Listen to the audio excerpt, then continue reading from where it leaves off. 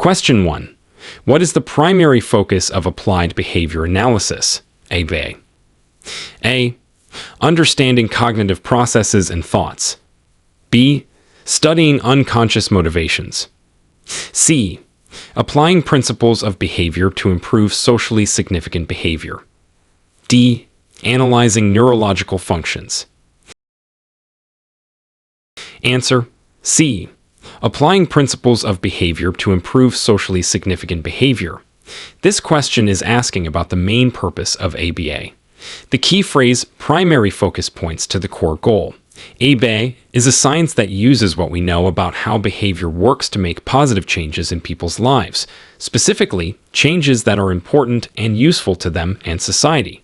That's what socially significant means. It's not primarily concerned with thoughts, unconscious drives, or brain function.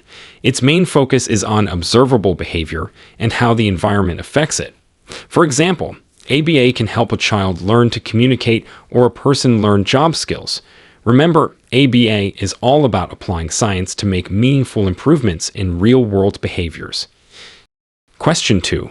When collecting frequency data, what are you counting? A. The duration of a behavior. B. The number of times a behavior occurs. C. How long it takes for a behavior to start. D. The time between responses. Answer: B. The number of times a behavior occurs. This question tests your understanding of a basic measurement technique in ABA. Frequency. Frequency literally means how often something happens.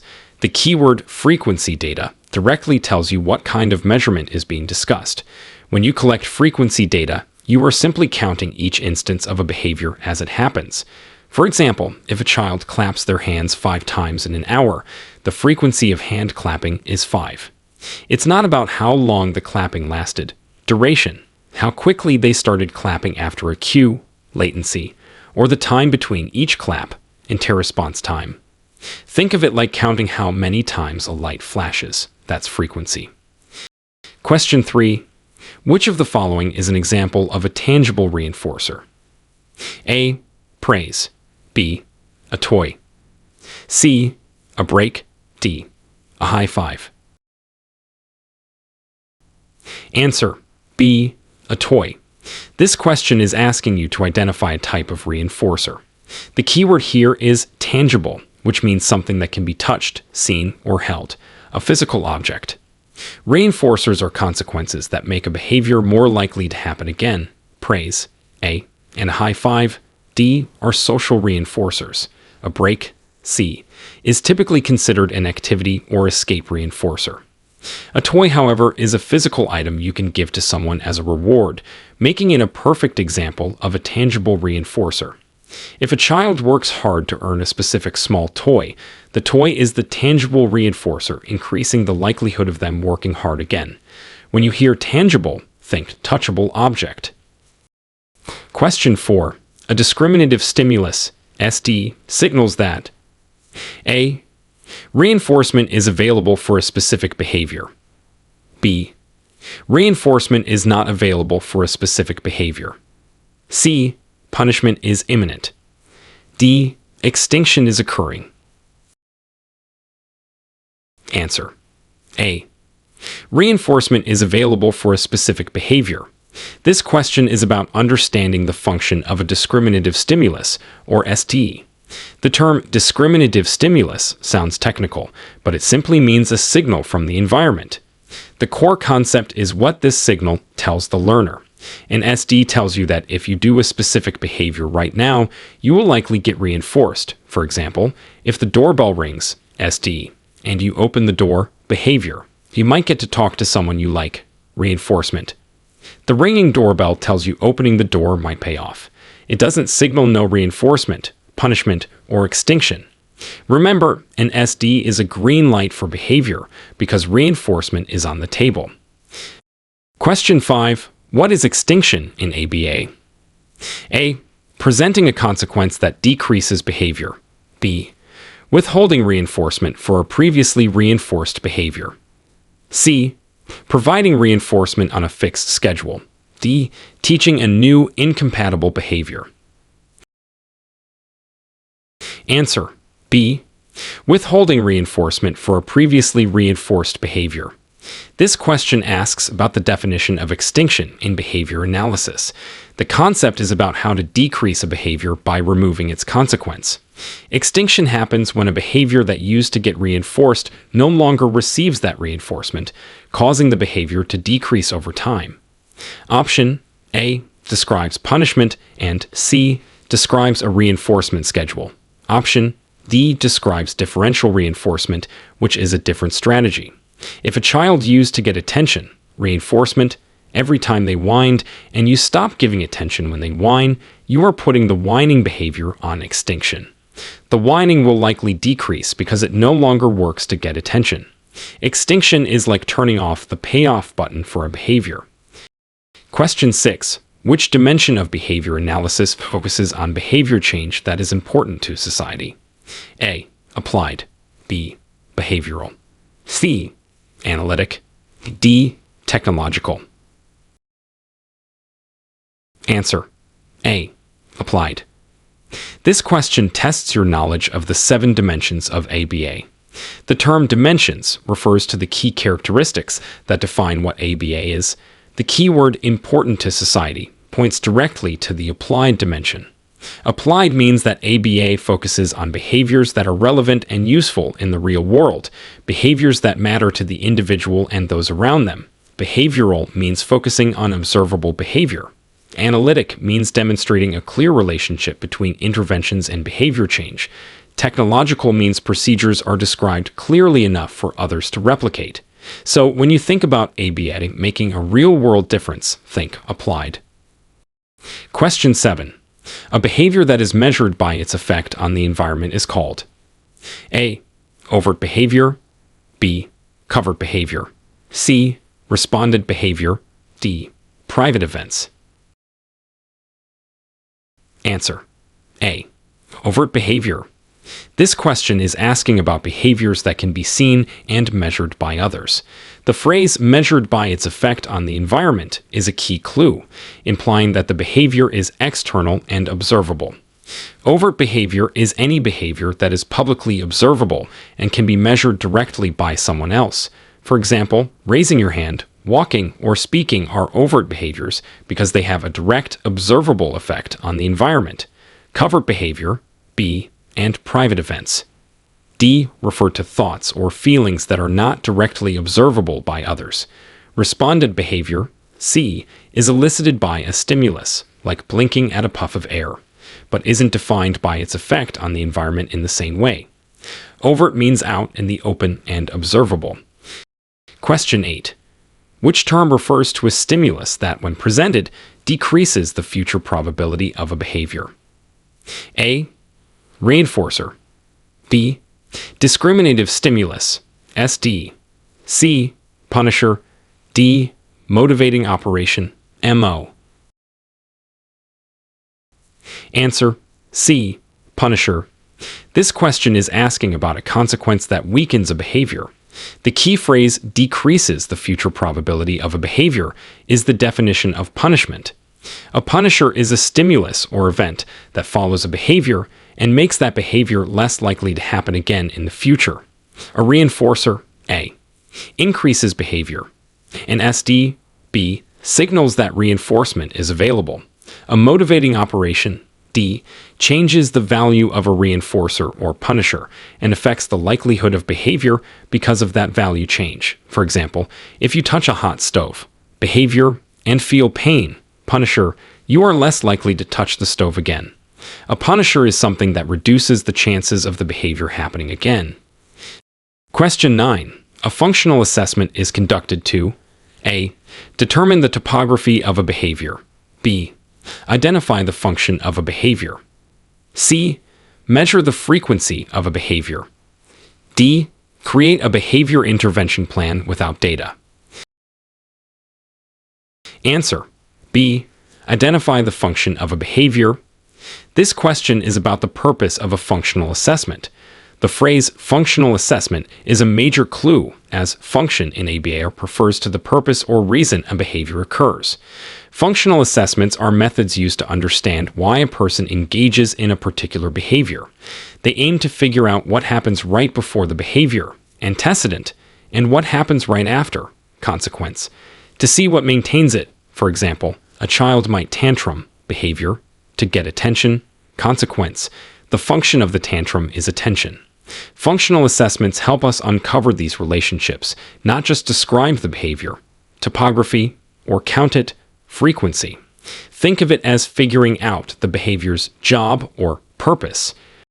Question 10. What is positive reinforcement? A. Adding a stimulus following a behavior to increase the future probability of that behavior. B. Removing a stimulus following a behavior to increase the future probability of that behavior. C. Adding a stimulus following a behavior to decrease the future probability of that behavior. D. Removing a stimulus following a behavior to decrease the future probability of that behavior. Answer: A. Adding a stimulus following a behavior to increase the future probability of that behavior. This question defines positive reinforcement, a core concept in ABA. The key elements are positive, meaning adding something, and reinforcement, meaning increasing behavior. So, positive reinforcement is when you give something desirable after a behavior occurs, and as a result, that behavior becomes more likely to happen in the future. Option B describes negative reinforcement, removing something to increase behavior. Options C and D describe positive and negative punishment, adding or removing something to decrease behavior. For example, if a student answers a question correctly, behavior, and you give them a sticker, adding stimulus, and they are more likely to answer questions in the future, that's positive reinforcement. Positive reinforcement is about adding something good to make a behavior happen more often. Question 11. The extent to which a behavior occurs over time is measured by A. Latency. B. Duration. C. Inter-response time, IRT. D. Count. Answer: B. Duration. This question asks about measuring how long a behavior lasts. The phrase extent to which a behavior occurs over time is the key, referring to the length of the behavior.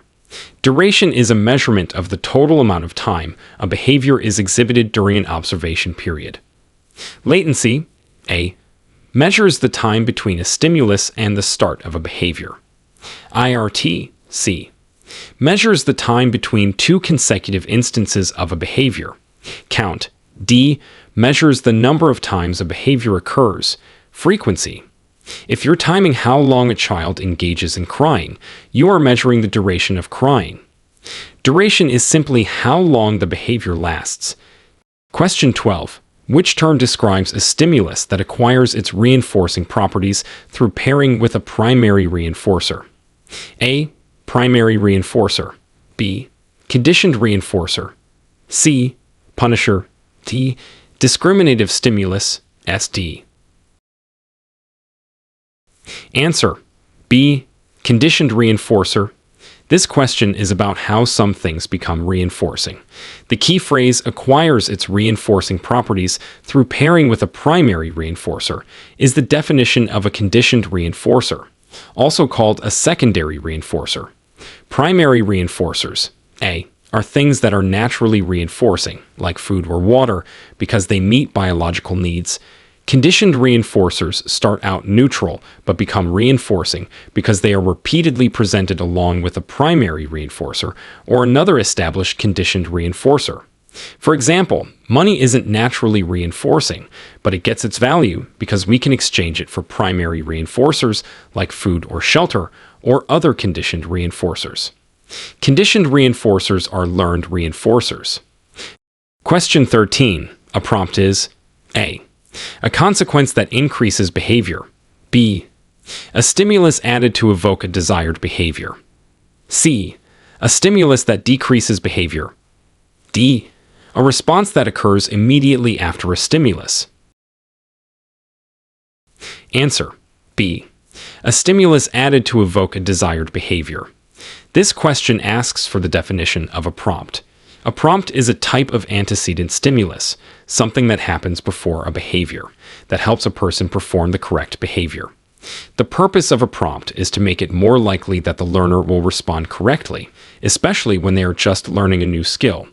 Prompts are temporary and are faded out as the learner becomes more independent.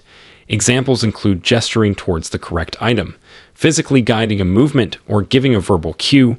It's not a consequence, a C. Nor is it the behavior itself. D. Think of a prompt as a helpful hint or nudge to get the right behavior going. Question 14. What is the purpose of a baseline phase in a single subject design? A. To introduce the intervention and measure its effects. B. To withdraw the intervention and see if the behavior returns to original levels. C. To collect data on the behavior before any intervention is implemented. D. To compare the behavior of multiple individuals. Answer: C. To collect data on the behavior before any intervention is implemented. This question is about research designs used in ABA, specifically single subject designs. The baseline phase is the initial period of data collection. The keyword baseline suggests the starting point or initial level. The purpose of this phase is to get a clear picture of how often, how long, or how intensely the target behavior occurs naturally before you do anything to change it. This provides a point of comparison to see if your intervention, introduced in later phases like A, actually had an effect, B, describes a withdrawal phase, and D, describes group designs, not single subject. Baseline is your before picture, showing what the behavior looks like without the intervention. Question 15. Negative reinforcement is A. Adding a stimulus following a behavior to increase the future probability of that behavior. B. Removing a stimulus following a behavior to increase the future probability of that behavior. C. Adding a stimulus following a behavior to decrease the future probability of that behavior. D. Removing a stimulus following a behavior to decrease the future probability of that behavior. Answer: B. Removing a stimulus following a behavior to increase the future probability of that behavior. This question defines negative reinforcement. The key elements are negative, meaning removing something, and reinforcement, meaning increasing behavior. So, negative reinforcement is when you take away an unpleasant stimulus after a behavior occurs, and as a result, that behavior becomes more likely to happen in the future. Option A is positive reinforcement.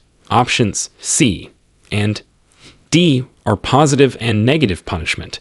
A common example is putting on a seatbelt behavior to stop the annoying beeping sound, removing unpleasant stimulus.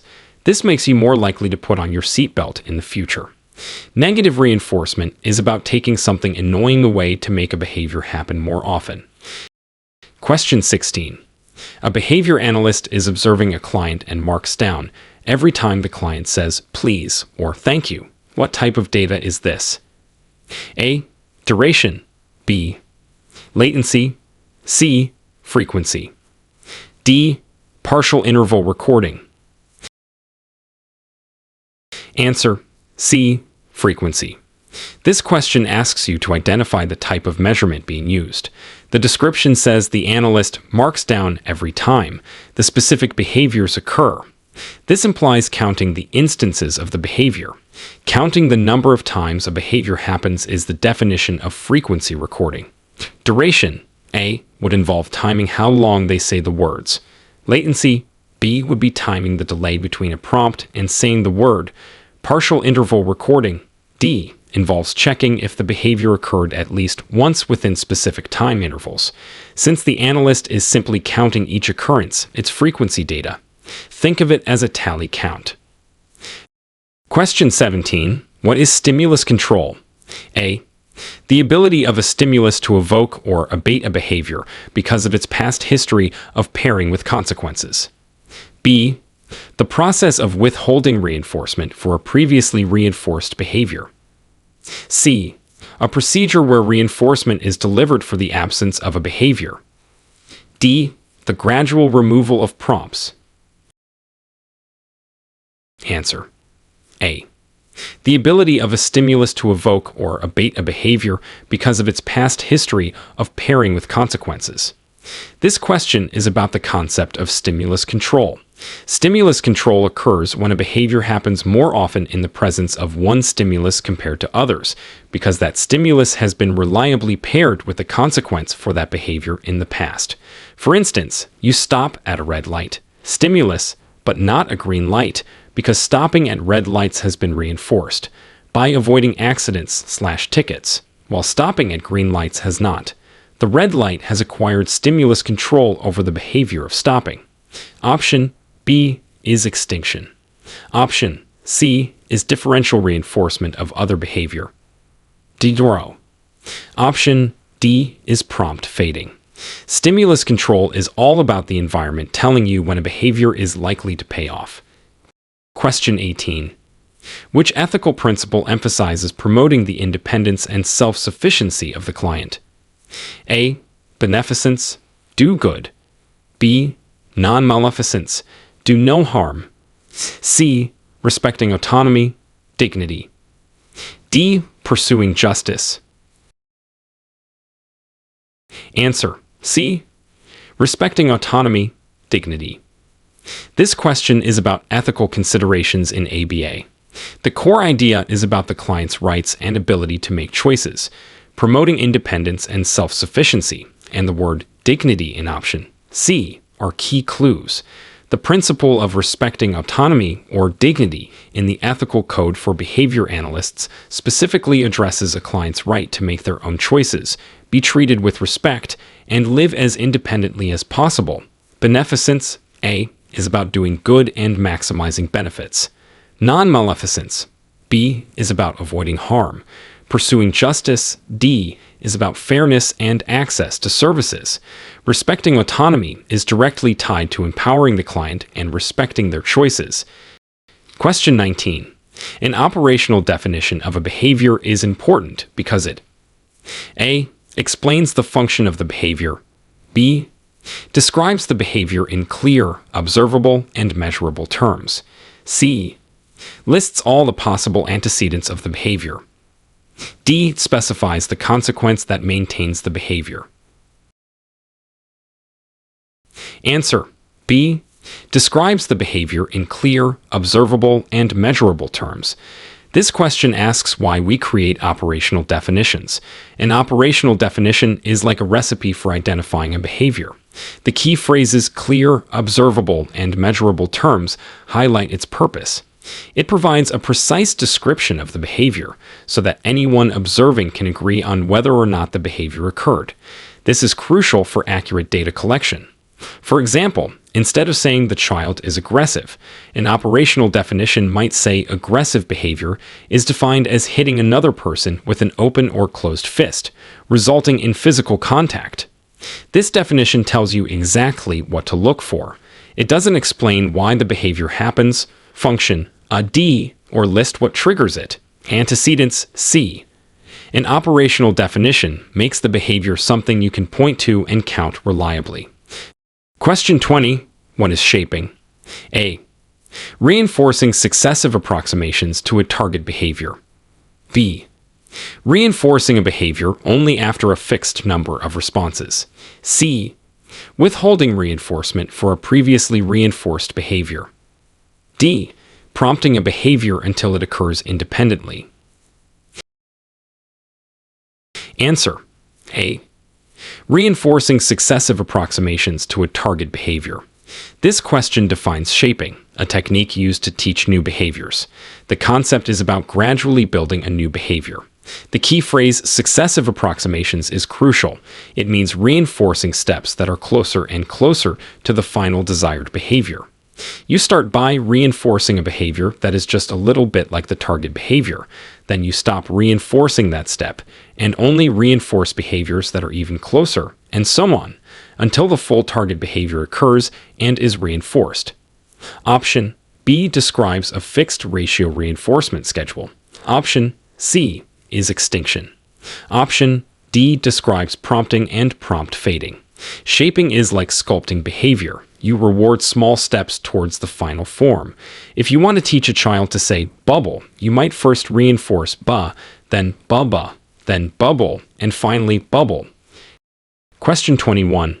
When a stimulus is paired with an unconditioned stimulus and the neutral stimulus begins to elicit a conditioned response, this is called A. Operant conditioning, B.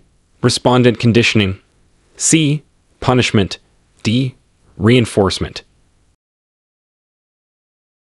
Answer B. Respondent conditioning. This question describes a specific type of learning discovered by Ivan Pavlov. The keywords are paired, unconditioned stimulus, neutral stimulus, and conditioned response. This process, where a neutral stimulus becomes a conditioned stimulus by being paired with an unconditioned stimulus, and then elicits a learned response. Conditioned response is the definition of respondent or classical conditioning. Think of Pavlov's dogs. Pairing the bell, neutral stimulus, with food, unconditioned stimulus, caused the bell to eventually make the dogs salivate. Conditioned response, operant conditioning, A, is about learning through consequences. Punishment, C, and reinforcement. D are types of consequences involved in operant conditioning. Respondent conditioning is about learning through association or pairing. Question 22. A motivating operation, MO, changes. A, the form of a behavior. B, the physical environment. C, the effectiveness of a reinforcer or punisher and the frequency of behavior related to that consequence. D, the schedule of reinforcement. Answer C, the effectiveness of a reinforcer or punisher and the frequency of behavior related to that consequence. This question is about the function of a motivating operation, or MO. And MO is something that changes how much you want a certain consequence, making the reinforcer/punisher more or less effective, and also changes how likely you are to do behaviors that have led to that consequence in the past. The key phrase effectiveness of a reinforcer or punisher and its effect on behavior frequency is the core concept. For example, being really thirsty. MO makes water more valuable as a reinforcer and makes you more likely to ask for a drink or go to the fridge, behaviors that get water. And MO doesn't change the behavior's appearance. A, the physical setting directly. B, or the reinforcement schedule. D, MOs are about motivation and how much something is worth to you right now. Question 23. Differential reinforcement involves A, reinforcing all occurrences of a target behavior. B, reinforcing one behavior while withholding reinforcement for another. C, withholding reinforcement for a previously reinforced behavior. D, providing reinforcement on a fixed interval schedule. Answer B, reinforcing one behavior while withholding reinforcement for another. This question asks about differential reinforcement, a common intervention strategy. The concept is about reinforcing certain behaviors while putting others on extinction or using a different consequence. The term differential means treating behaviors differently. You reinforce the desired behavior or the absence of the challenging behavior, while not reinforcing the challenging behavior itself. For example, if a child calls out for attention, you might differentially reinforce them, raising their hand quietly by giving attention for the raised hand, but not giving attention when they call out. This teaches them a better way to get the desired outcome. It's not about reinforcing all occurrences, A, or just extinction, C, or a specific schedule, D. It's about reinforcing one option while not reinforcing another. Question 24. What is the purpose of a functional analysis? A, to describe the behavior and its frequency. B, to conduct interviews and surveys about the behavior. C, to systematically manipulate antecedents and consequences to determine the function of a behavior. D, to teach a replacement behavior. Answer C, to systematically manipulate antecedents and consequences to determine the function of a behavior. This question is about a specific type of functional assessment, the functional analysis. The term functional analysis implies a more rigorous experimental approach. The key is systematically manipulate, meaning the behavior analyst deliberately changes things in the environment, antecedents and consequences, to see how the behavior changes. This helps pinpoint the exact reason, function, the behavior is occurring. Option A describes descriptive assessment. Option B describes indirect assessment. Option D is part of intervention, not assessment. Functional analysis is the most direct way to experimentally confirm what causes and maintains a behavior, like testing if a behavior happens more when attention is given or when a demand is removed. It's like a controlled experiment to figure out the why behind the behavior. Question 25. The dimension of ABA that requires procedures to be completely and precisely described is A. Applied. B. Behavioral. C. Analytic. D. Technological. Answer D. Technological. This question tests your knowledge of the 7 dimensions of ABA. The key phrase completely and precisely described points to the technological dimension. Technological means that the procedures used are written down in such clear and detailed language that anyone else trained in ABA could read the description and replicate the intervention exactly. This is important so others can use the procedures successfully and evaluate them consistently. It's not about social significance. Applied A. Observable behavior. Behavioral B. Or demonstrating function. Analytic C. Think of technological as writing a detailed recipe for your intervention. Someone else should be able to follow it precisely. Question 26. What is the difference between a primary and a conditioned reinforcer? A. Primary reinforcers are learned, conditioned reinforcers are not. B. Primary reinforcers are natural and unlearned. Conditioned reinforcers are learned through pairing. C. Primary reinforcers decrease behavior. Conditioned reinforcers increase behavior. D. Primary reinforcers are always tangible. Conditioned reinforcers are always social. Answer B. Primary reinforcers are natural and unlearned. Conditioned reinforcers are learned through pairing. This question asks you to distinguish between 2 types of reinforcers. The core difference lies in how they acquire their reinforcing power. Primary reinforcers, like food, water, warmth, are reinforcing because they are biologically important. You don't have to learn that they are valuable. Conditioned reinforcers, like praise, money, tokens, become reinforcing because they have been repeatedly associated with primary reinforcers or other conditioned reinforcers. Option A reverses the truth. Option C is incorrect as both types increase behavior. Option D is incorrect as primary reinforcers aren't always tangible, example warmth, and conditioned reinforcers aren't always social, example a favorite sticker. Remember, primary is built-in, conditioned is learned. Question 27. Inter-observer agreement, IOA, is used to A. Measure the effectiveness of an intervention. B. Ensure data is collected consistently by different observers. C. Determine the function of a behavior. D. Identify potential reinforcers. Answer B. Ensure data is collected consistently by different observers. This question asks about the purpose of collecting inter-observer agreement, IOA. Data. IOA is a measure of how similarly 2 or more people observing the same behavior at the same time record the data. The key idea is about consistency and accuracy of measurement. IOA helps ensure that your definition of the behavior is clear enough and that different people using the measurement system are getting similar results. High IOA increases confidence in the reliability of the data. It doesn't directly measure intervention effectiveness. A. Determine function. C. Or identify reinforcers. D. Think of IOA as checking if everyone sees and counts the behavior in the same way. Question 28.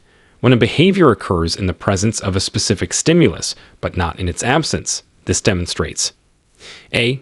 Extinction. B. Generalization. C. Discrimination. D. Spontaneous recovery. Answer C.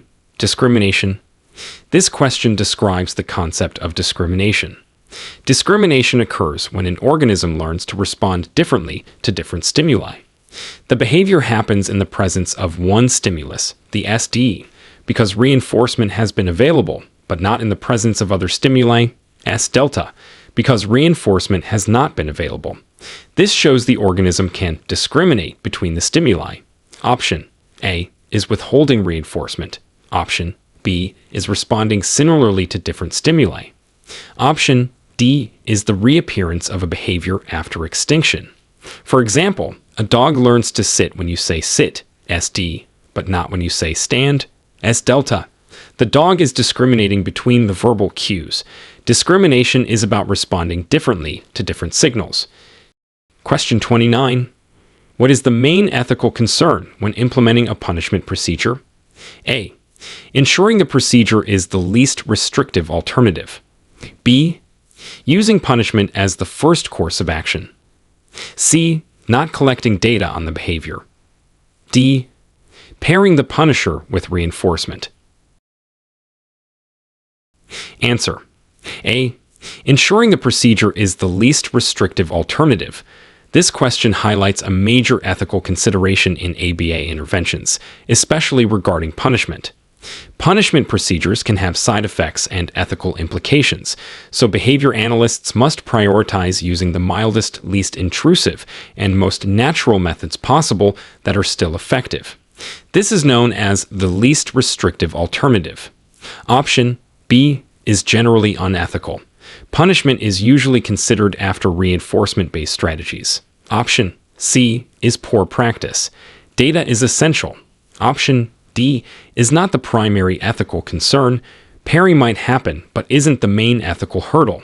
When considering punishment, always ask, is this the least intrusive way to achieve the necessary change for the client's safety and well-being? Question 30. The process by which a previously extinguished behavior reappears after a period of time is called A. Generalization. B. Discrimination. C. Spontaneous recovery. D. Stimulus control. Answer C. Spontaneous recovery. This question describes a phenomenon that can occur after extinction.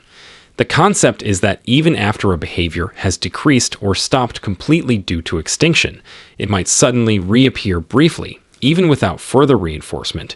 This temporary return of the behavior is called spontaneous recovery.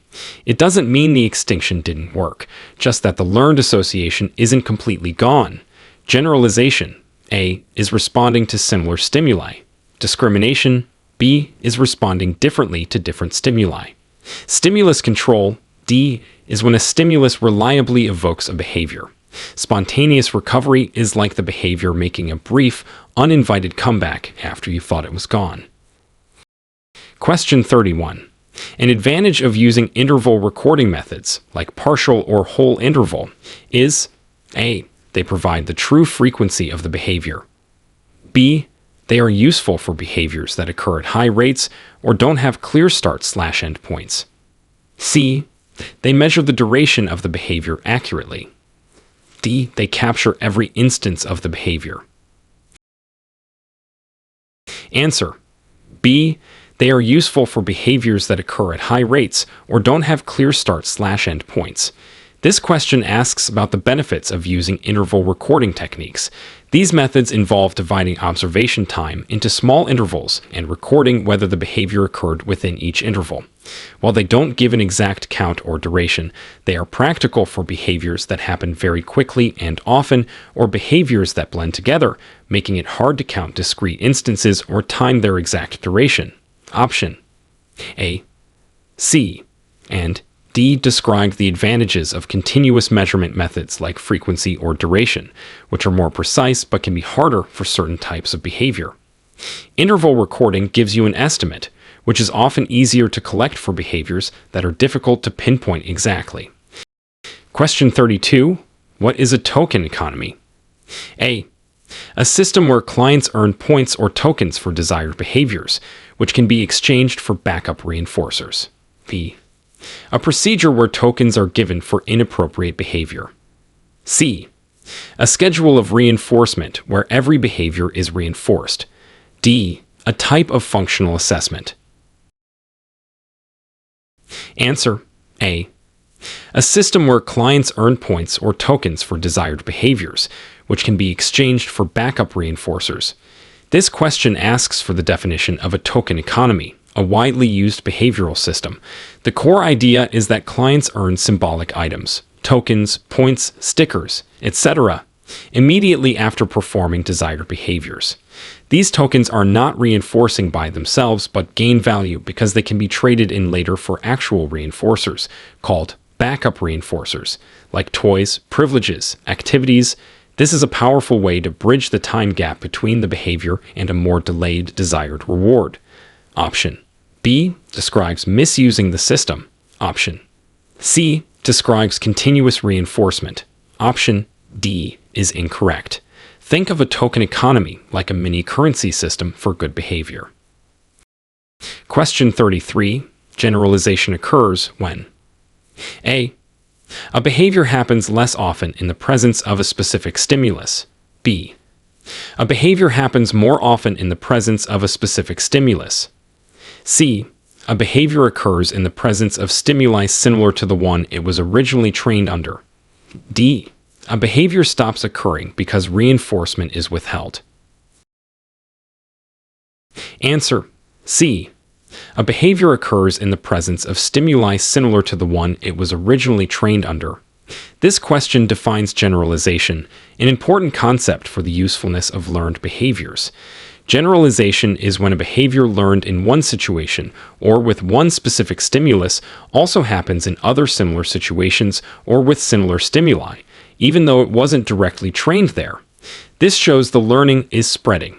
For example, if a child learns to say dog when seeing their pet dog and then says dog when they see a different dog or a picture of a dog, that's generalization. Option A describes suppression or extinction. Option B describes stimulus control. Option D is extinction. Generalization is about the learning transferring to new, similar situations. Question 34. Which type of graphing is most commonly used in ABA to display data from single subject designs? A. Bar graph. B. Scatter plot. C. Line graph. D. Pie chart. Answer: C. Line graph. This question is about how data is typically presented in ABA research and practice, especially with individual clients. Line graphs are the standard for single subject designs because they clearly show the changes in behavior over time for a single individual across different conditions, like baseline and intervention. You can easily see trends and how the behavior changes when an intervention is introduced or removed. Bar graphs, A, are better for comparing discrete data points or groups. Scatter plots, B, show relationships between two variables. Pie charts, D, show proportions of a whole. Line graphs in ABA show the story of one person's behavior change over time. Question 35. What is the role of a behavior analyst in developing a behavior intervention plan? A. To create a plan based solely on information from parents or teachers. B. To conduct assessments, develop data-driven interventions, and train others to implement the plan. C. To provide direct therapy to the client without consulting others. D. To focus only on decreasing challenging behaviors. Answer: B. To conduct assessments, develop data-driven interventions, and train others to implement the plan. This question describes the comprehensive role of a behavior analyst, like a BCBA. Their responsibility goes beyond just picking strategies. It starts with gathering information through assessments, like functional assessments, using that data to design an intervention that is effective and ethical, writing the plan clearly, and then teaching the people who work directly with the client, parents, teachers, RBTs, how to carry it out correctly. Option A is insufficient. Assessments are needed. Option C is incomplete. Training others is crucial. Option D is too narrow. BCBA also focuses on teaching new skills. A behavior analyst role is multifaceted, involving assessment, planning, and training for implementation. Question 36. Behavior is defined as A. Anything a person thinks or feels. B. Anything a person says or does. C. Only problematic actions. D. Biological processes within the body. Answer: B. Anything a person says or does. This is a foundational definition in BCBA. Behavior, in the behavior analytic sense, refers to any observable and measurable action of a living organism. This includes both what people do physically, like walking, eating, and what they say. It's about actions that can be seen or heard. Thoughts and feelings, A, are considered private events and are harder to define and measure directly as behavior in the same way. It's not just about unwanted actions, C, but all actions. Biological processes, D, are internal and not considered behavior in this context. In BCBA, if you can see or hear it happening, it's behavior. Question 37. What is an S-delta, SD? A. A stimulus that signals that reinforcement is available for a specific behavior. B. A stimulus in the presence of which a particular behavior has not been reinforced. C.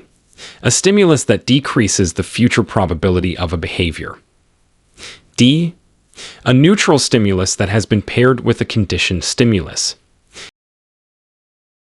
Answer: B. A stimulus in the presence of which a particular behavior has not been reinforced. This question asks about the function of an S-delta.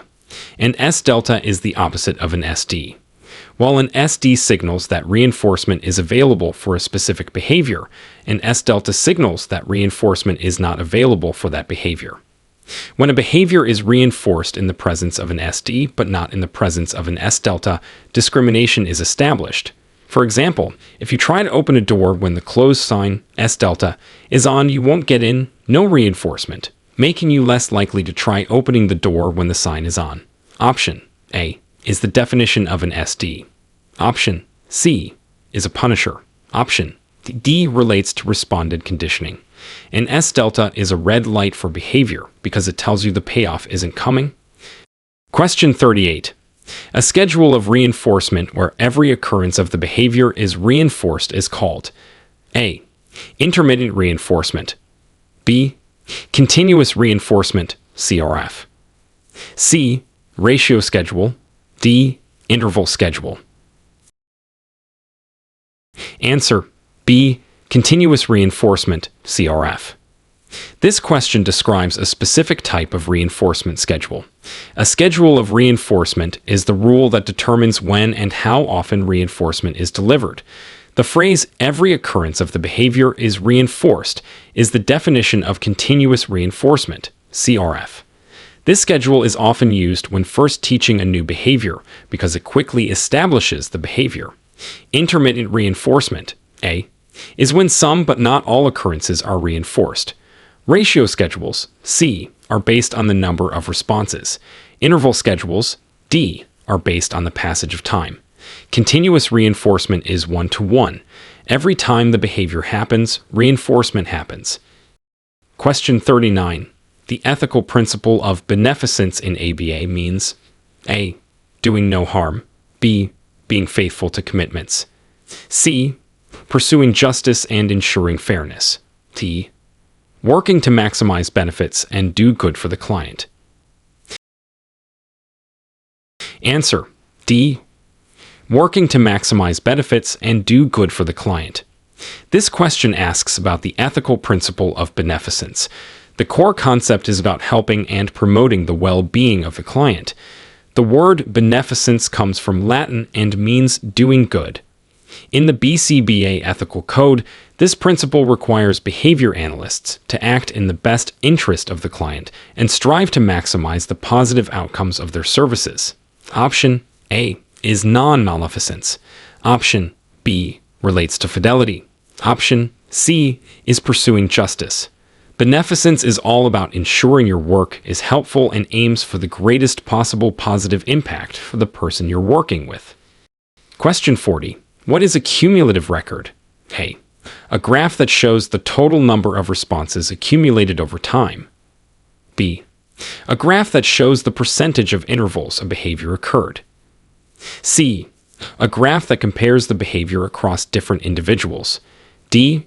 A written summary of a client's progress.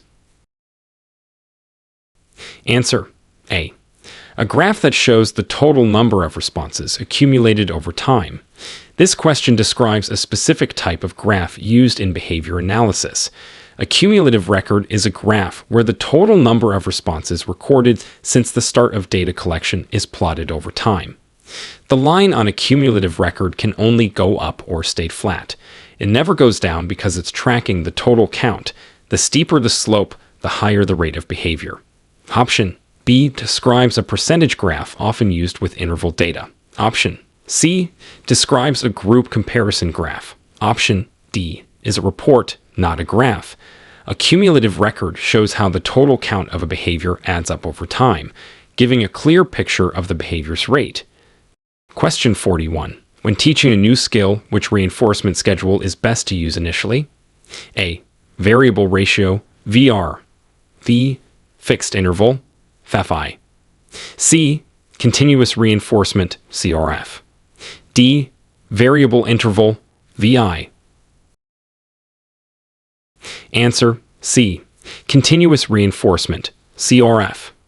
This question asks about the best reinforcement schedule for teaching a new behavior. The key is initially, when a learner is just acquiring a skill, reinforcing every correct response. Continuous reinforcement helps them quickly learn the link between their behavior and the consequence. It makes the behavior happen more reliably.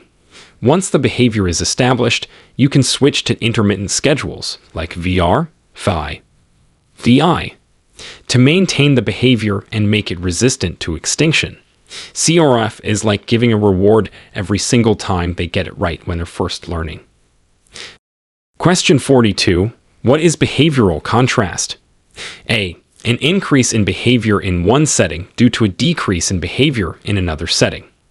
B. A decrease in behavior in one setting due to an increase in behavior in another setting. C.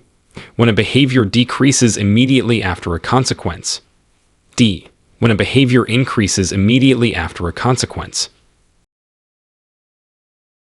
Answer: A.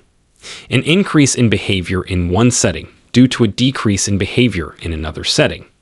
This question describes behavioral contrast, a phenomenon that can occur when a behavior is put on extinction in one environment while continuing to be reinforced in another. The key is the opposite effect happening in different settings.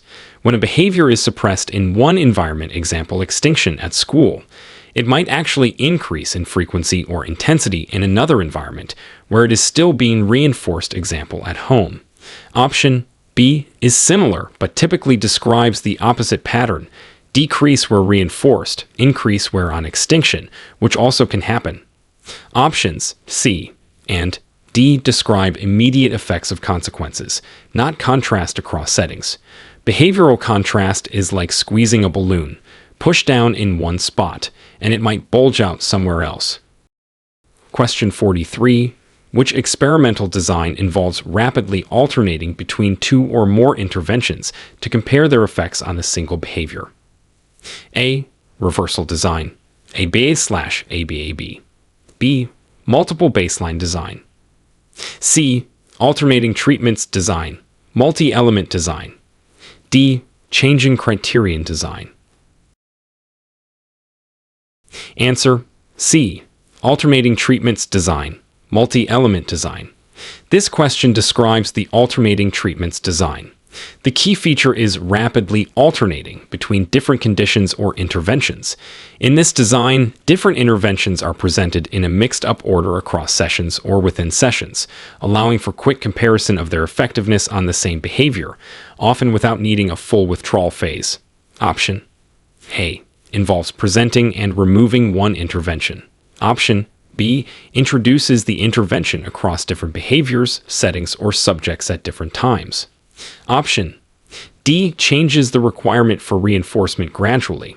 The alternating treatments design lets you visually compare the impact of multiple interventions side by side on a graph. Question 44. Amend is a verbal behavior that A. Names or labels something, example saying car when seeing a car. B. Is a request, example saying water, please, because you are thirsty. C. Repeats something heard, example saying cookie after someone says cookie. D.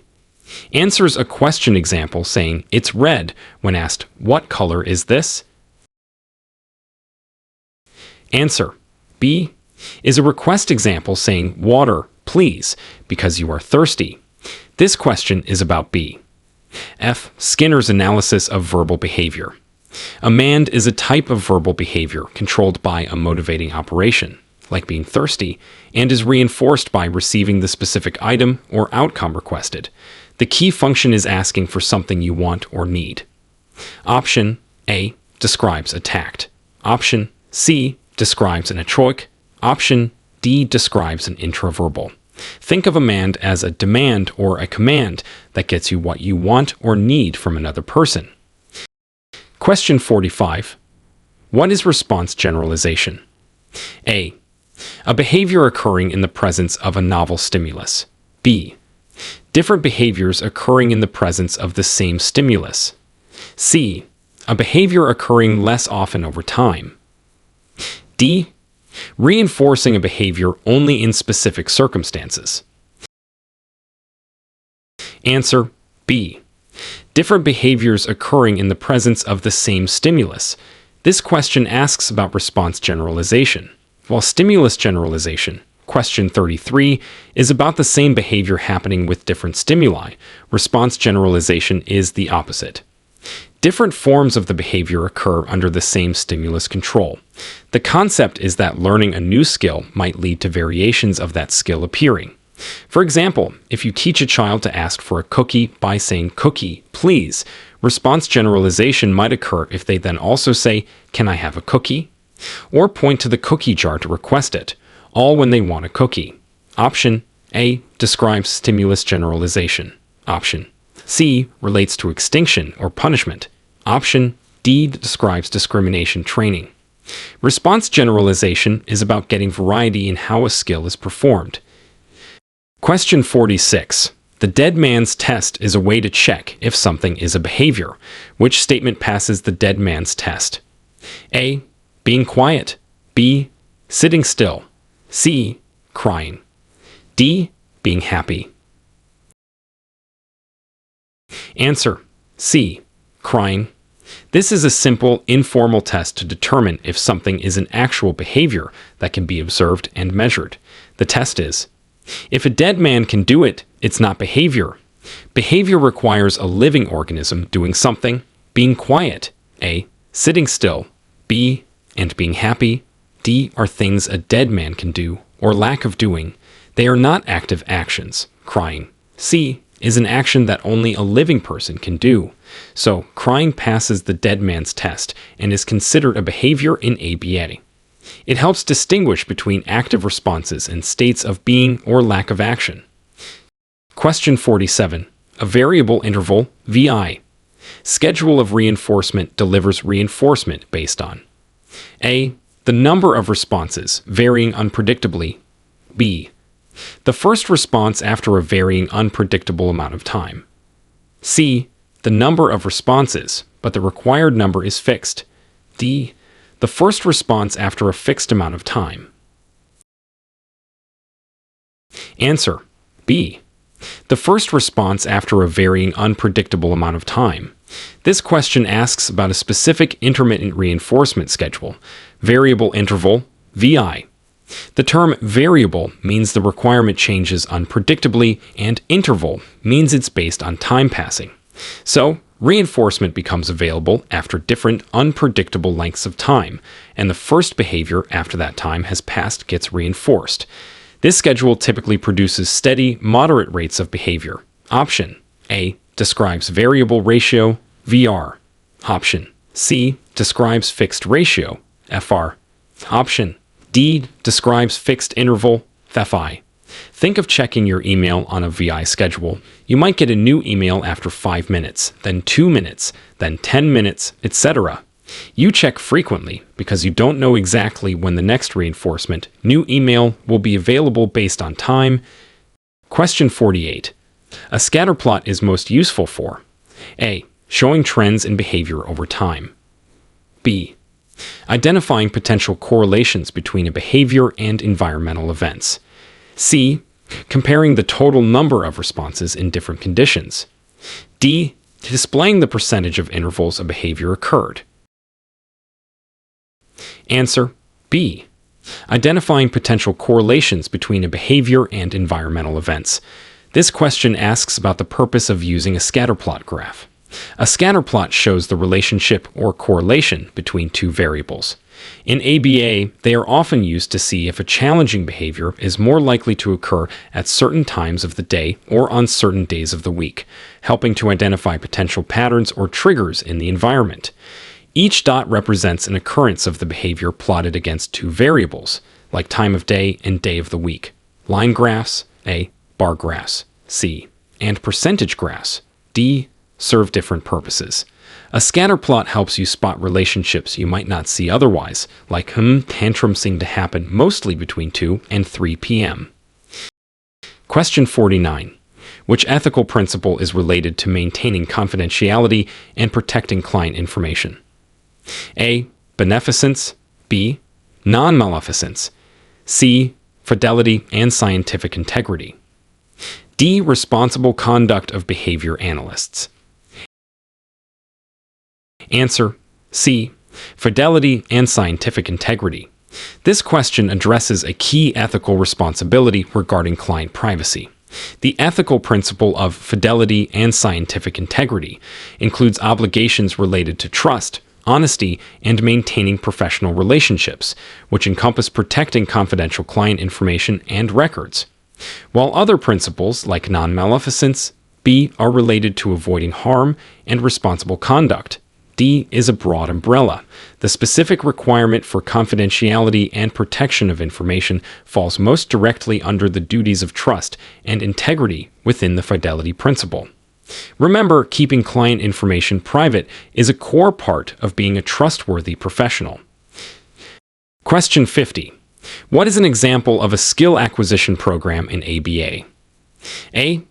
Putting a challenging behavior on extinction. B. Teaching a child to request items using words. C. Implementing a token economy to decrease hitting. D. Conducting a functional analysis of screaming. Answer B. Teaching a child to request items using words. This question asks you to identify a skill acquisition program.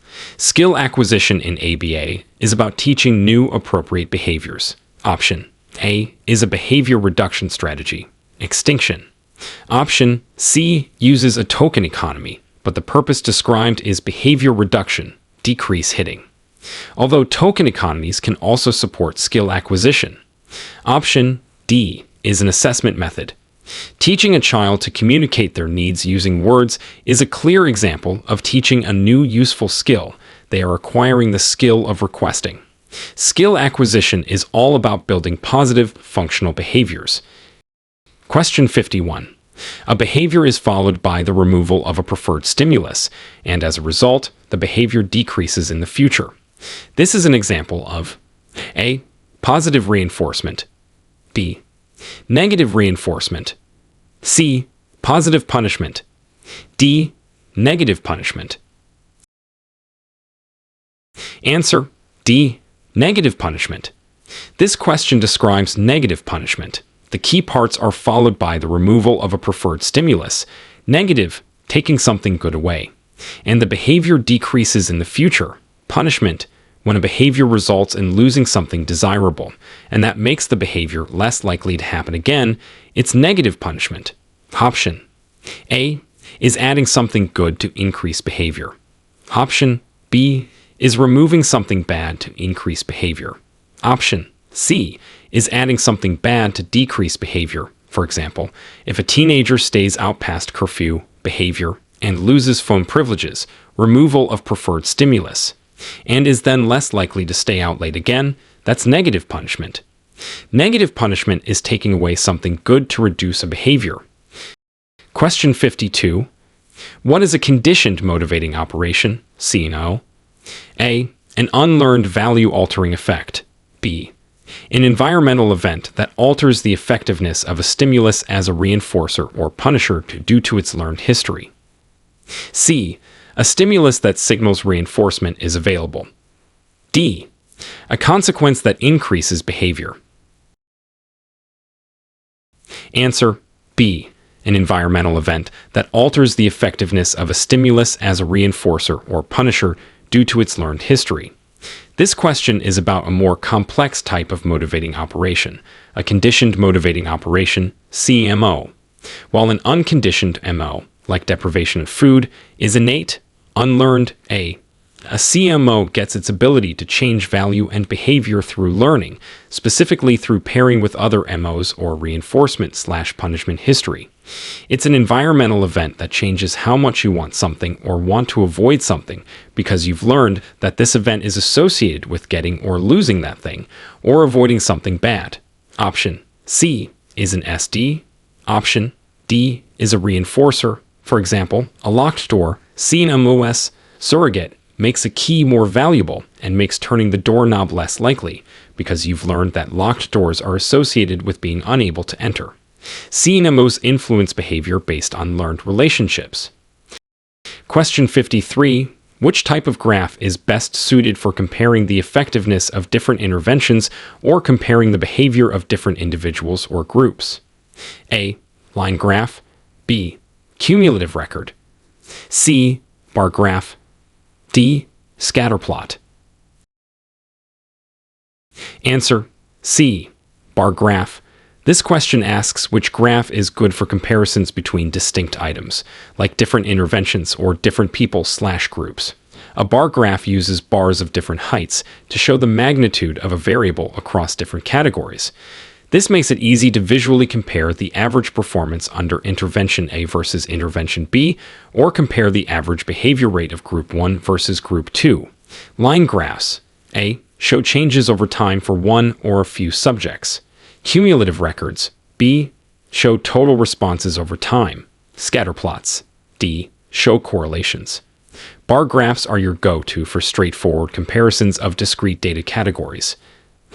Question 54. What is a behavioral definition, also known as? A. Functional assessment. B. Topography. C. Operational definition. D. Response definition. Answer C. Operational definition. This question asks for an alternative term for behavioral definition. A behavioral definition describes what the behavior looks like in objective terms. Both behavioral definition and operational definition are used interchangeably to mean the same thing. A clear, precise description of a behavior that is observable and measurable.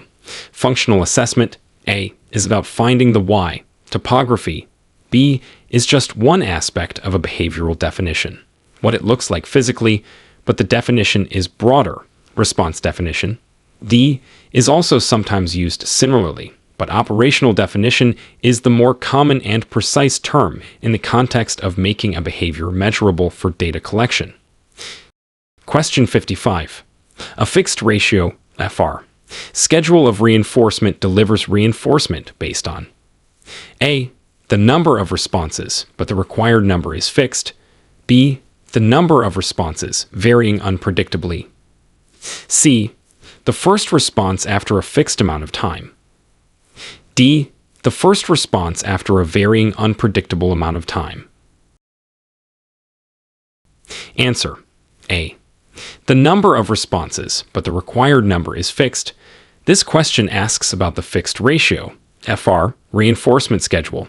Fixed means the requirement is constant, and ratio means it's based on the number of responses. So, reinforcement is delivered after a set, predictable number of correct responses. This schedule typically produces high rates of behavior, with a pause right after reinforcement. Option B is variable ratio, VR. Option C is fixed interval, FI. Option D is variable interval, VI.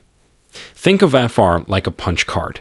Buy 10 coffees, 10 responses, get 1 free reinforcement. The requirement, 10, is fixed. Question 56. When should you conduct a reinforcer assessment? A. Before implementing any intervention. B. After a behavior has decreased significantly. C. To determine if a stimulus functions as a reinforcer. D. Only when using punishment procedures. Answer C. To determine if a stimulus functions as a reinforcer. This question asks the purpose of a reinforcer assessment. A reinforcer assessment is an experimental procedure used to verify if a stimulus actually increases a specific behavior when delivered as a consequence. It goes beyond just knowing what a client likes, preference assessment, and tests if that item or activity works as a reinforcer for a particular behavior under specific conditions. You would do this to make sure your chosen consequence is effective. Options A, B, and D describe general timing or contexts, but the core purpose is to confirm the reinforcing effect. A reinforcer assessment is about putting potential reinforcers to the test to see if they truly strengthen behavior. Question 57. The dimension of ABA that focuses on demonstrating experimental control over the behavior is A. Applied, B. Behavioral, C. Analytic, D. Technological. Answer C. Analytic. This question tests your knowledge of the 7 dimensions of ABA. The key idea is showing that the intervention, and nothing else, caused the behavior change. The analytic dimension means that the behavior analyst can demonstrate a clear functional relationship between the intervention, the procedures used, and the change in the target behavior. This is often done through experimental designs like reversal or multiple baseline designs. It's about showing control, proving that your intervention works because of the principles you applied. It's not about social significance, A, observable behavior, B, or clear descriptions, D. Analytic is about proving cause and effect. Question 58. Which type of measurement involves recording whether a behavior occurred at any point during a specific interval, even if it only happened briefly? A. Whole interval recording, B. Partial interval recording, C. Momentary time sampling, D. Duration recording. Answer B. Partial interval recording. This question describes partial interval recording. The key phrase is at any point during a specific interval. In partial interval recording, you divide the observation time into intervals, example 1 minute. If the target behavior occurs at all within that interval, you mark it as occurring, even if it only lasted for a second or 2. Whole interval recording, A, requires the behavior to occur for the entire interval. Momentary time sampling, C, involves checking if the behavior is happening only at the very end of the interval. Duration recording, D, measures how long the behavior lasts. Partial interval recording tends to overestimate the duration and underestimate the frequency of a behavior, but is easy to use, especially for high-rate behaviors. Question 59. What is the main ethical consideration regarding dual relationships? A, they are always required in ABA practice. B, they can compromise objectivity and harm the professional relationship. C, they are only a concern if the client is a family member. D, they enhance the professional relationship. Answer B, they can compromise objectivity and harm the professional relationship. This question addresses the ethical guideline about avoiding dual relationships. A dual relationship is when a behavior analyst has a professional relationship with someone, like a client or supervisee, and also has another type of relationship with them, like a friend, family member, or business partner.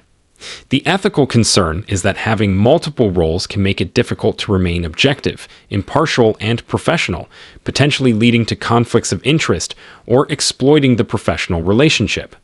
Therefore, behavior analysts are generally required to avoid dual relationships when possible. Options A, C, and D are incorrect based on ethical guidelines. Avoiding dual relationships helps protect the client and the integrity of the professional service. Question 60. A behavior is followed by the presentation of an aversive stimulus, and as a result, the behavior decreases in the future. This is an example of A, positive reinforcement, B, negative reinforcement, C, positive punishment, D, negative punishment. Answer: C, positive punishment. This question describes positive punishment. The key parts are followed by the presentation of an aversive stimulus, positive, adding something bad, and the behavior decreases in the future, punishment, when a behavior results in receiving something unpleasant, and that makes the behavior less likely to happen again, it's positive punishment. Option A is adding something good to increase behavior. Option B is removing something bad to increase behavior. Option D is removing something good to decrease behavior. For example, if a child touches a hot stove, behavior, and feels pain, presentation of aversive stimulus, and is then less likely to touch the stove again, that's positive punishment. Positive punishment is adding something unpleasant to reduce a behavior. Question 61. Which method of functional assessment involves gathering information through interviews, questionnaires, and records reviews? A, direct observation. B, indirect assessment. C, functional analysis. D, experimental analysis.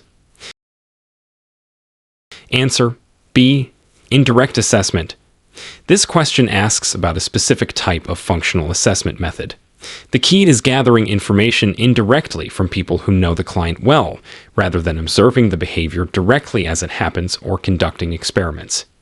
Interviews, talking to parents, teachers, questionnaires, and reviewing existing records, like medical or school reports, are all ways to collect information indirectly about a behavior, its triggers, and its consequences. Direct observation, A, is watching the behavior live. Functional analysis, C, and experimental analysis, D, involve manipulating the environment. Indirect assessments are a starting point, gathering historical and reported information about the behavior. Question 62. A fixed interval, phi. Schedule of reinforcement delivers reinforcement based on A, the number of responses, but the required number is fixed. B, the number of responses varying unpredictably. C, the first response after a fixed amount of time. D, the first response after a varying unpredictable amount of time. Answer: C, the first response after a fixed amount of time. This question asks about the fixed interval, Fi, reinforcement schedule. Fixed means the time interval is constant, and interval means it's based on time passing. So, reinforcement becomes available after a set, predictable amount of time has passed, and the very first instance of the target behavior after that time interval is complete gets reinforced. This schedule typically produces a scalloped pattern of responding, with low rates immediately after reinforcement and higher rates towards the end of the interval. Option A is fixed ratio, FR. Option B is variable ratio, VR. Option D is variable interval, VI. Think of checking your mailbox on an FI schedule. You might check occasionally, but you only run out right around the time the mail carrier usually comes. Fixed time, because that's when reinforcement, mail, becomes available. Question 63. The purpose of measuring baseline data is to A, begin intervention immediately. B, establish a level of behavior before intervention for comparison. C, prove that the intervention is not needed. D, only measure the duration of the behavior. Answer: B, establish a level of behavior before intervention for comparison. This question revisits the importance of baseline measurement, similar to Q14 but phrased differently. The concept remains the same: getting a clear picture of the behavior before you try to change it. Baseline data provides a starting point or benchmark, By comparing behavior levels during baseline to levels during the intervention phase, you can see if your intervention had an effect. Option A is incorrect. Baseline comes before intervention. Option C is incorrect. Baseline informs the need and type of intervention. Option D is incorrect. You collect whatever data is relevant to the behavior definition, frequency, duration, etc.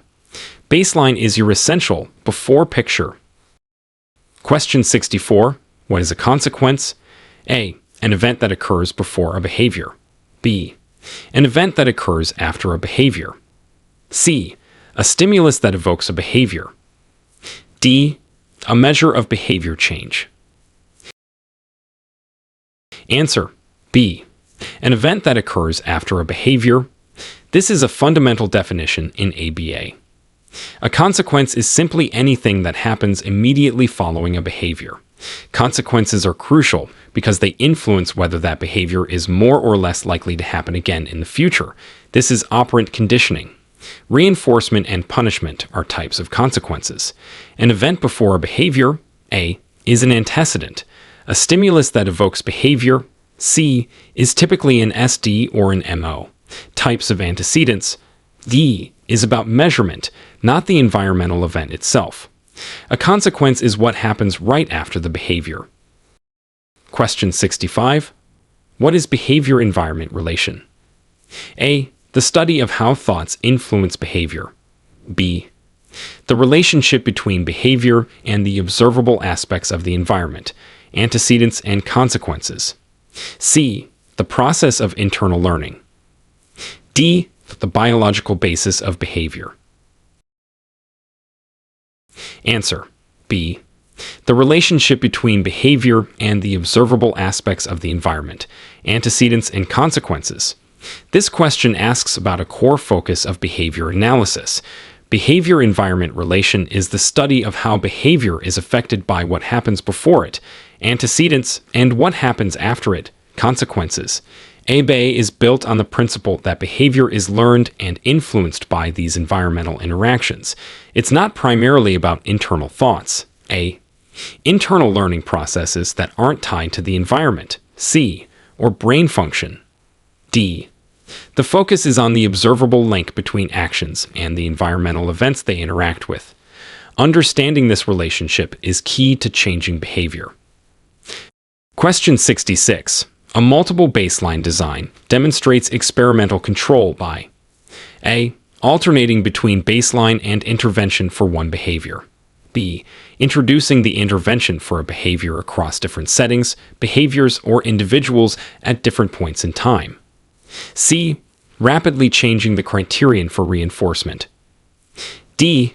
Comparing the behavior of a treatment group to a control group. Answer: B. Introducing the intervention for a behavior across different settings, behaviors, or individuals at different points in time.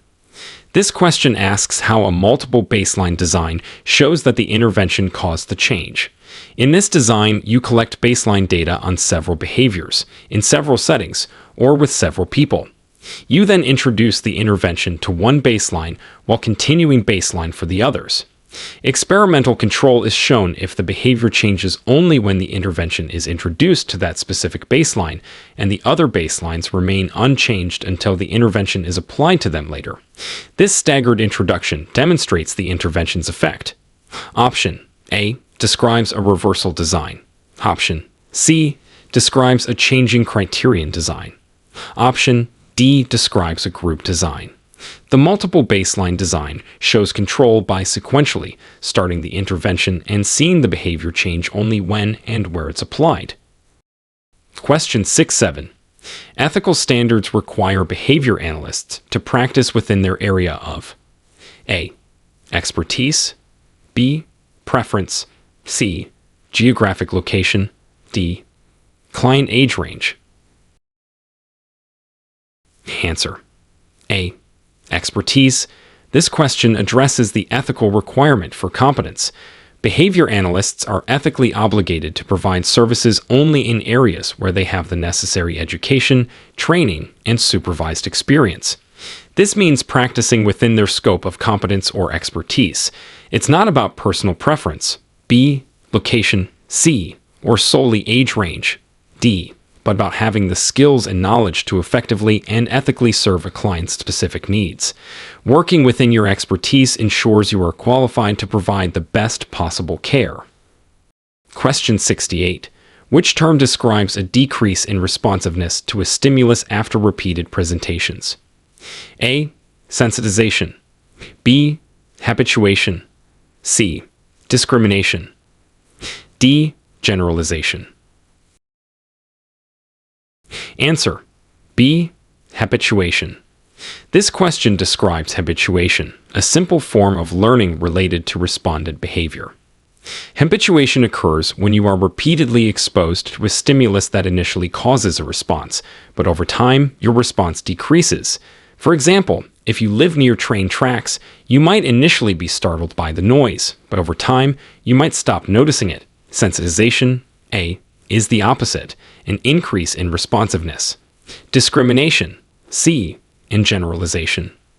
D are related to differential responding or responding similarly, often involving operant learning or more complex respondent conditioning, not just a decrease in response to repeated presentations of a single stimulus. Habituation is getting used to something and responding less and less. Question 69. What is a consequent stimulus? A. A stimulus that occurs before a behavior. B. A stimulus that occurs after a behavior and affects its future frequency. C. A stimulus that evokes a behavior. D. A neutral stimulus used in pairing. Answer: B. A stimulus that occurs after a behavior and affects its future frequency. This question is asking for a more formal term for the consequence in the three-term contingency. Antecedent behavior consequence. A consequent stimulus is an environmental event, a stimulus that happens after a behavior occurs and influences whether that behavior will happen more or less often in the future. This includes both reinforcing and punishing stimuli. Option A is an antecedent. Option C is an evocative stimulus like an SD or MO. Option D is related to conditioning procedures. A consequent stimulus is simply the C part of the ABCs. What happens right after the behavior that changes its likelihood in the future? Question 70. What is extinction burst? A. A sudden decrease in behavior when extinction is implemented. B. A temporary increase in the frequency, intensity, or variability of a behavior when extinction is first implemented. C. The reappearance of a behavior after extinction. D. Reinforcement occurring on a very thin schedule. Answer: B. A temporary increase in the frequency, intensity, or variability of a behavior when extinction is first implemented. This question describes extinction burst, a common and important side effect that often happens when you start withholding reinforcement for a previously reinforced behavior. Extinction. When the behavior no longer works to get the desired outcome, the person might try harder or in different ways to get the reinforcement back. This can look like the behavior getting temporarily worse before it gets better. Option A is the opposite of a burst. Option C is spontaneous recovery. Option D is a characteristic of certain intermittent schedules, not extinction. An extinction burst is like pushing the button harder and faster when it stops working, hoping it will start working again. It's a sign that the extinction procedure is having an effect. Question 71. The principle of philosophical doubt in the attitudes of science means: A. Believing everything you were told. B. Continuously questioning the truthfulness and validity of all scientific knowledge. C. Only accepting findings from published studies. D. Doubting the ability of behavior to change. Answer: B. Continuously questioning the truthfulness and validity of all scientific knowledge. This question is about one of the philosophical underpinnings of behavior analysis as a science. Philosophical doubt means that scientists should constantly question what is regarded as fact. It encourages a critical mindset and a willingness to abandon old ideas or findings if new evidence suggests they are incorrect. It's not about being cynical or disbelieving everything, but about maintaining a healthy skepticism and openness to new information. It's the opposite of blindly accepting information. A. It applies to all scientific knowledge, not just published studies. C. And it's not about doubting behavior change. D. Philosophical doubt is the attitude of always asking, how do we really know that? And being open to revising understanding. Question 72. What is shaping primarily used for? A. Decreasing challenging behaviors. B. Teaching new behaviors. C. Maintaining behavior once it is learned. D. Assessing preference for reinforcers. Answer. B. Teaching new behaviors. This question asks about the main application of shaping. As discussed in question 20, shaping involves reinforcing successive approximations to a target behavior. This step-by-step process is a powerful way to teach behaviors that a person doesn't currently perform. It's not primarily used for reducing unwanted behaviors. A. Although it can be used to shape an incompatible behavior, it's used for teaching and initially increasing behavior, not just maintaining it. C. And it's not an assessment method. D. Shaping is the go-to method for building a behavior that doesn't exist yet in the person's repertoire. Question 73. A behavior analyst is supervising an RBT. Which ethical principle requires the behavior analyst to provide effective supervision and training? A. Responsible conduct of behavior analysts. B. Responsibility in public statements. C. Avoiding multiple relationships. D. Maintaining confidentiality. Answer. A. Responsible conduct of behavior analysts. This question is about the ethical responsibilities of behavior analysts regarding supervision. The principle of responsible conduct of behavior analysts covers various professional duties, including providing competent supervision to trainees and RBTs. This involves ensuring they are trained effectively, receive adequate oversight, and are practicing ethically and competently. Options B, C, and D are specific ethical guidelines, but don't encompass the broader responsibility of providing effective supervision. Supervising correctly is a core part of a BCBA's responsible practice. Question 74. Momentary time sampling involves recording whether a behavior occurs. A. At any point during the interval. B. Throughout the entire interval. C. Only at the very end of the interval. D. A specific number of times within the interval. Answer. C. Only at the very end of the interval. This question describes momentary time sampling, another interval recording method. The key characteristic is that you only check for the behavior's presence at the exact moment the interval ends. You set an interval length example, 5 minutes. Set a timer, and when the timer beeps, you look up and record whether the behavior is happening right then. You ignore anything that happened before or after that specific moment. Option A is partial interval. Option B is whole interval. Option D is frequency counting within intervals, which isn't standard time sampling. Momentary time sampling gives you an estimate of how often the behavior is occurring right at a specific point in time. Question 75. The dimension of ABA that requires interventions to be based on principles of behavior is A. Applied. B. Behavioral. C. Conceptually systematic. D. Effective. Answer. C. Conceptually systematic. This question tests your knowledge of the 7 dimensions of ABA. The conceptually systematic dimension means that the procedures used in ABA are not just random techniques. They are derived from and clearly tied back to the basic principles of behavior analysis, like reinforcement, punishment, extinction, stimulus control. This ensures that ABA is a coherent system, not just a collection of tricks. It's about grounding the practice in the science. It's not about social significance. A. Observable behavior. B. Or demonstrating impact. D. Conceptually systematic means our practices are rooted in the science of behavior.